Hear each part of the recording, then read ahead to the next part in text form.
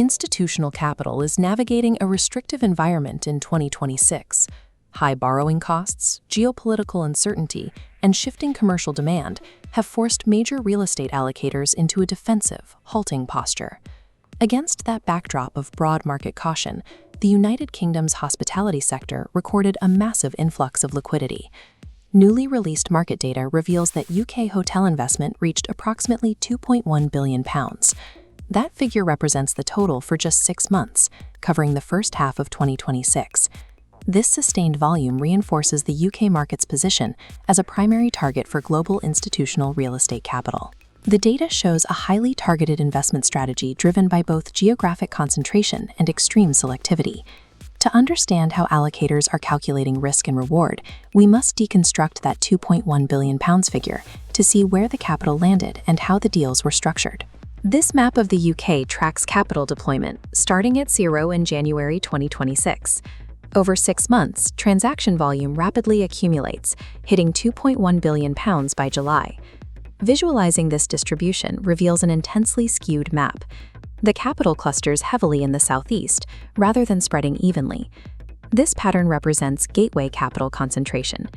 During periods of macroeconomic friction, institutional investors retreat from tertiary markets. They prioritize primary gateway cities where long-term liquidity and demand are proven variables.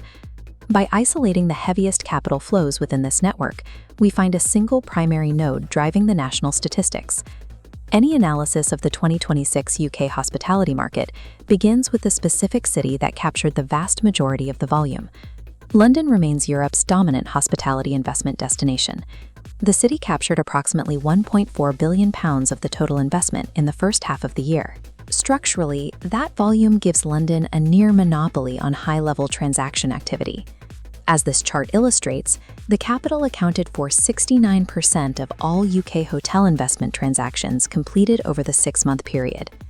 Buyers are executing a capital preservation strategy. They are accepting the lower yields typical of London real estate in exchange for high asset security.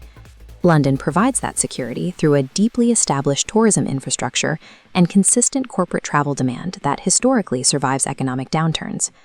That heavy concentration in the capital leaves 31% of the total volume allocated to the remainder of the country. While London captured the bulk of the money, the anatomy of the transactions reveals how risk-averse these buyers actually are. We must shift our focus from geographic location to the structure of the deals. This chart breaks down the total $2.1 billion volume. Rather than buying broad portfolios, investors prioritized specific properties. Single asset transactions were the dominant driver of activity, accounting for roughly £1.3 billion of total investment. This overwhelming preference for single asset deals signals a strict limit on institutional risk tolerance. Allocators are avoiding broad market exposure. Instead, they are analyzing properties at the granular level, prioritizing individual operating fundamentals and localized metrics. By hand-picking specific assets, funds can isolate cash-flowing properties and avoid the downside risk of underperforming hotels within a larger portfolio. The £1.3 billion single asset figure proves that investors are requiring strict operational proof before committing capital. Returning to the national map, we can track the remaining 31% of the capital that bypassed London for secondary markets. This maps a bimodal resilience strategy. Capital is split between gateway preservation in London and higher-yielding properties in the regions. One distinct cluster of targets included transactions involving the Crowne Plaza hotels in Marlow and Reading. Further west, institutional capital acquired the Courtyard by Marriott in Oxford city centre. Capital also flowed into the Scottish market, highlighted by the transaction for the Hub by Premier Inn Edinburgh. Investors targeted these non-gateway markets because their trading performance and local demand supported aggressive acquisitions. The attractive yield profiles of these regional assets provide the necessary returns to balance the lower yield strategy executed in London. Capital will leave the gateway cities to capture those higher yields, but only when the target asset's operational fundamentals are flawless. A common economic denominator links the £1.4 billion London spend with the £1.3 billion in single-asset regional selectivity. This diagram illustrates the foundational factors currently insulating hospitality real estate. The base layer is built on robust tourism demand and business travel recovery. This supports regional trading performance, resulting in resilient occupancy levels. Predictable daily occupancy converts into sustainable long-term income potential. This specific sequence of operational facts satisfied the risk parameters required for funds to deploy that £2.1 billion. Hospitality outperforms static assets like office or retail because hotels reprice their inventory daily. That flexibility acts as a live hedge against economic volatility.